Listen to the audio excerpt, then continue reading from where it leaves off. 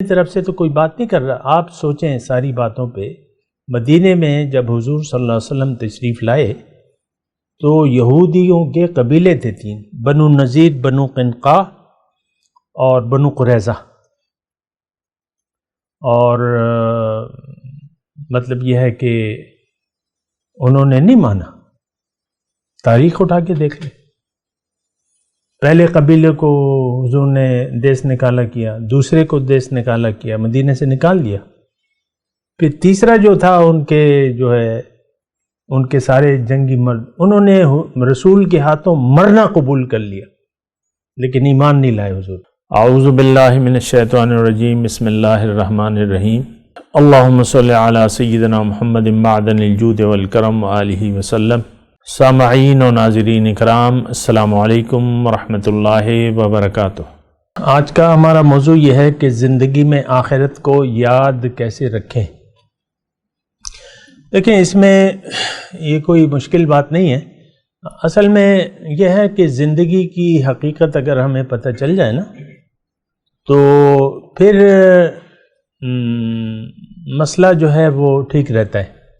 زندگی کی حقیقت اگر آپ کو پتہ نہ ہو یا آپ کو معلوم نہ ہو یا آپ پوچھیں نہیں کسی سے اور بے سوچے سمجھے اگر زندگی گزار رہے ہیں تو پھر یہ ہے کہ یہ پھر بڑا مشکل ہو جاتا ہے. اور آخرت کو دیکھیں، دنیا کی زندگی ایک سفر ہے، پیدائش سے لے کر موت تک کا ایک سفر ہے. یہ تو ہم مانتے ہیں نا سب.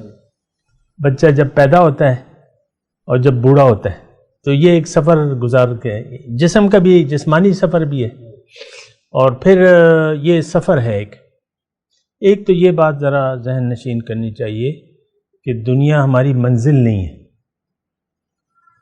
یہ ایک سفر ہے. تو اگر آپ منزل سمجھ لیتے ہیں تو پھر وہ ذرا مشکل ہو جاتا ہے. ہمارا آج کے مسلمان کا مسئلہ یہ ہے کہ دنیا کو ہم نے منزل بنا لیا اور دنیا کے لیے زندگی گزار رہے. پھر اس میں ساری خرابیاں اس سے پیدا ہوتی ہیں. اچھا، حضور صلی اللہ علیہ وسلم کی ایک بڑی پیاری بات ہے. حضور صلی اللہ علیہ وسلم فرمایا کہ حب الدنیا رأس کل خطیہ. دنیا کی محبت جو ہے وہ سارے گناہوں کی جڑ ہے، ساری خطاؤں کی جڑ ہے. گناہ کا لفظ نہیں استعمال کیا، گناہ کا وہ لفظ دوسرا ہے، ذنب ہے. تو خطاؤں کی جڑ جو ہے وہ یہ دنیا کی محبت ہے. وہی میری بات اگر آپ دوبارہ میں آپ کو کہوں کہ دنیا کو اگر آپ نے منزل سمجھ لیا ہے پھر آپ آخرت فراموش بنیں گے. یہ ایک اصولی نقطہ ہے. آخرت یاد نہیں. اگر آپ سے آخرت بھول رہی ہے اس کا مطلب یہ ہے کہ آپ ذرا دوبارہ غور کریں. دوبارہ غور کریں کہ بھئی میں تو ابھی ہوں، پہلے نہیں تھا، اب کچھ عرصے بعد پھر نہیں ہوں گا. یہ کیا چکر ہے؟ اب کچھ عرصے پہلے میری داڑھی کالی تھی، اس سے پہلے میری داڑھی تھی نہیں، پھر داڑھی آئی، پھر سفید ہو گئی. اب جو ہے آپ کو پتہ ہے قبر کا نام لوں گا تو بہت سے لوگ خفا ہو جائیں گے کہ اللہ نہ کرے. تو یہ نہیں ہے. تو دیکھیں، بات یہ ہے، یعنی جو اصولی بات ہے یہ ہے کہ دنیا کو اگر کوئی منزل سمجھ لیتا ہے تو اس کی آخرت سمجھ میں نہیں آئے گی.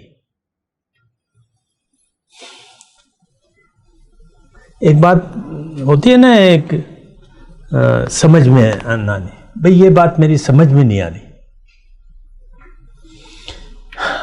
تو یہ ہوتا یہ ہے کہ آپ دنیا کو منزل سمجھ لیتے، پھر آخرت کی کوئی بات آپ کے کان پہ نہیں لگتی. اب حضور صلی اللہ علیہ وسلم جب تشریف لائے تو مکے میں جتنی بھی آبادی تھی ان کی منزل دنیا تھی. پھر جب حضور صلی اللہ علیہ وسلم آپ دیکھ لیں تشریف لے گئے مدینے، وہاں پرانے مسلمان آباد تھے. 3 قبیلے تھے یہودیوں کے، بڑے عالم فاضل پیران کرام علماء کرام، قرآن نے ان کو دیے نام.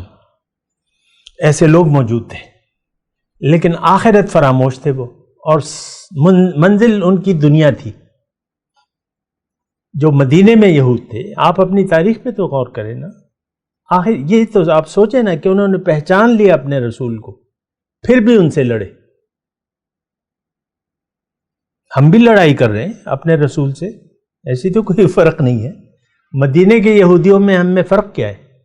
انہوں نے بھی رسول کی مخالفت کی تھی، ہم بھی لڑائی، اللہ سے بھی لڑائی ہے اور رسول سے بھی لڑائی ہے.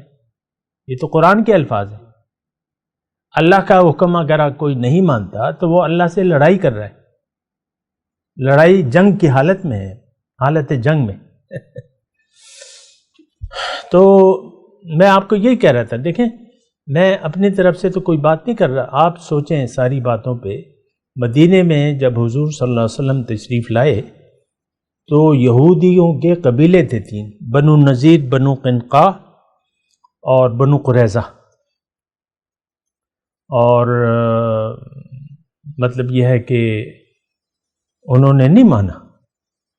تاریخ اٹھا کے دیکھ لیں. پہلے قبیلے کو حضور نے دیس نکالا کیا، دوسرے کو دیس نکالا کیا، مدینے سے نکال دیا. پھر تیسرا جو تھا ان کے جو ہے ان کے سارے جنگی مرد، انہوں نے رسول کے ہاتھوں مرنا قبول کر لیا لیکن ایمان نہیں لائے حضور پہ. لیکن ان کے سامنے ایک بچاؤ کی صورت تھی. بنو قریظہ یہ جنگ احزاب کے وقت، جنگ احزاب کے بعد حضور صلی اللہ علیہ وسلم نے جبرائیل علیہ السلام آئے کہ آپ کیا کر رہے ہیں؟ میں تو ابھی جنگ سے فارغ نہیں ہوں، وہاں جانا ہے.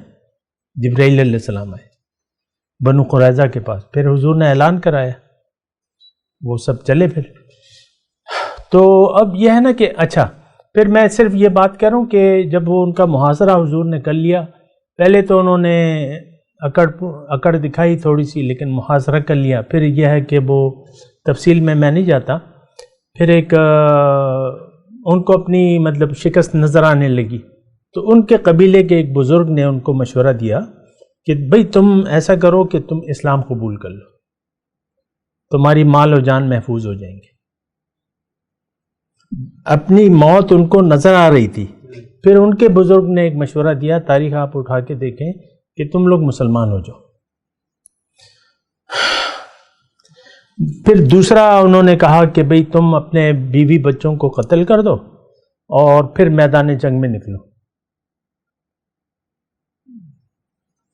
اور تو یہ سب مشورے ان کو پسند نہیں آئے. پھر وہ تاریخی بات ہے کہ بھئی ایک فیصلہ ہوا، یعنی انہوں نے حضور نے کہا کہ بھئی تم کوئی ثالث مقرر کر لو. تو ایک ثالث تھا ان کا پرانا جاننے والا تھا قبیلے کا، مسلمان تھے وہ، اب نام میں حضرت سعد تھے یا کوئی تھے.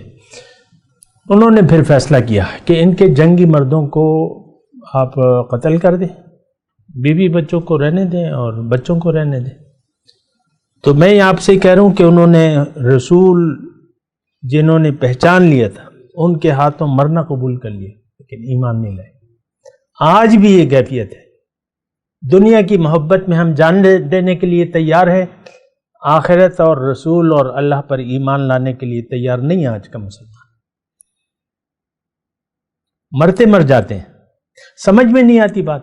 میں تو وہ آپ کو بات کہہ رہا تھا نا کہ منزل اگر آپ بھٹک جائیں پھر آخرت کی یاد آنی مشکل ہے.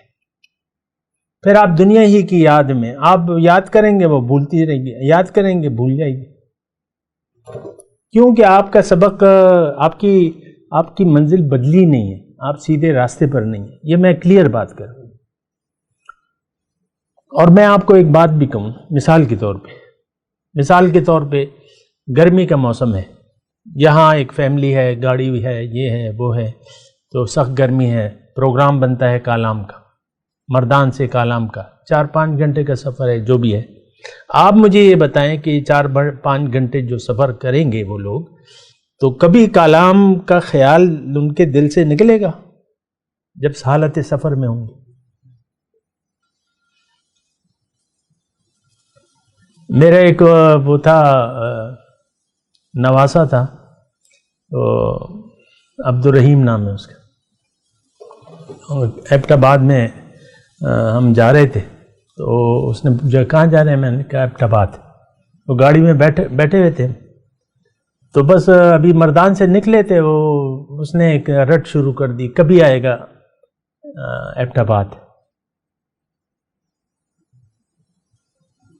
تو اس کو ہم جواب، پھر وہ کہتا کبھی آئے گا ایبٹ آباد، وہ بھولتا نہیں تھا وہ بات۔ اب بچہ تھا، آج سے 3-4 سال پہلے کی بات ہے۔ یہ مسئلہ ہے، ذہن میں ایک بات ہو نا تو پھر آپ سے بات بھولے گی نہیں۔ اور اتنی اچھی آپ کی دعوت تیار ہے، اللہ تعالیٰ نے قرآن میں لکھا ہے، یعنی آپ جہاں جا رہے ہیں، یعنی ہماری جو منزل ہے، فَلَا تَعْلَمُ نَفْسٌ مَّا أُخْفِيَ لَهُم مِّن قُرَّةِ أَعْيُنٍ، کوئی نہیں جانتا، کوئی نفس یہ نہیں جانتا کہ اس کی آنکھوں کی ٹھنڈک کے لیے میں نے کیا کیا تیار کر رکھا۔ بات کرتے ہیں ایک وقفے کی بات۔